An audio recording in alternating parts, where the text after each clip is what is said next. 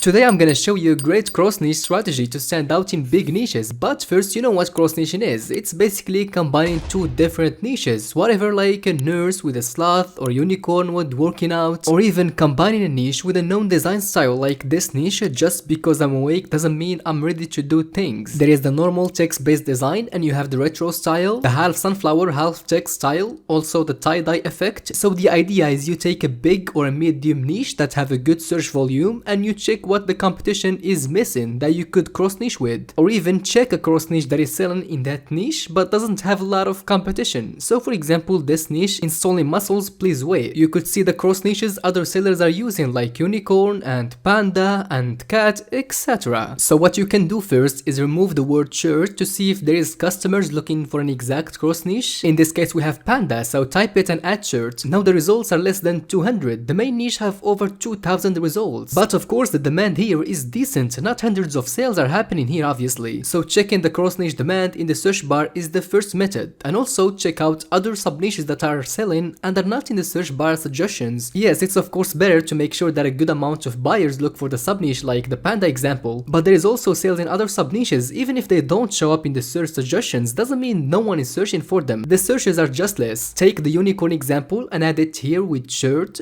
so we got 200 results and a couple designs are selling here and there. The next method is pretty unique, when you will have to bring a new cross niche yourself to the general niche. You are now confused on how to choose and find the perfect cross niche, right? Well, don't worry, I got you. So we gonna take the main niche of our niche, for example installing muscles please wait. Let me ask you, what is the main niche of this design? Obviously muscles or working out or fitness. You gonna search now something like working out shirt. We got these type of shirts that we don't sell as merch sellers, so go up here to filter the category by clothing and choose novelty and more, so merch designs will start showing up, and just keep scrolling and looking at the designs until you see something that you could use as a cross niche idea. This check-in here, it's in the context of check-in legs, which only makes sense to that exact sub niche. Don't skip leg day, so we're not using this as a cross niche idea. Also for this flamingo design, alright, now here is a unicorn, but it's already used as a cross niche idea, it's not unique. Alright, the groovy design style could work. Don't talk to me, I'm working out. In our niche there is no groovy design style, so that's an idea you can stand out with. We got the half lion, half text with that distressed font, you could apply this style as well. There is a bunny here, also an apple, so you get the idea. We see what the audience are buying in the main niche and apply it to that sub niche cause it's the very same audience. Next method is to cross niche with holidays or events. There is a lot of examples that are doing this, like a teacher student design with Earth Day. By the way, work on Earth Day, it's a very good event, people buy with quantity in this event, so one sale could make you $200 or more. It's on 22 April, you have enough time to upload some designs. The main niche here is Happy Earth Day, and this seller cross niched it with teachers and students. Just one more way to niche down you should know about is sub-niching the right way. Yes, not every existing sub-niche you should enter and make a unique design for. For example, let's say you're working on the dancing niche, you will Google maybe dancing styles to get the sub-niches related like we got here. So don't work on every single sub-niche, some of them have no customers. So to check if it's a good sub-niche or not, you simply copy it like this swing and go to Amazon search bar and type in swing dance shirt. Now if you see these suggestions, there is a demand and customers for this. Let's type in now ballet, write a good sub-niche again. Now maybe use foxtrot.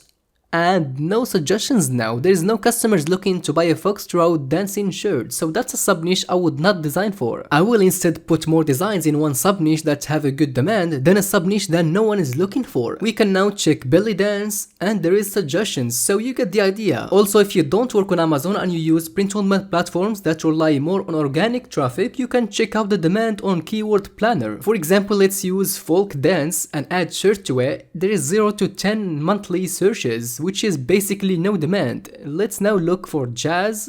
Alright, decent results, up to 100 searches per month. So that's basically how you determine the good sub niche from the wrong one. And don't forget, if you want to receive 10 print-on-demand niches that have low competition and selling, just sign up to my newsletter in description. It's free.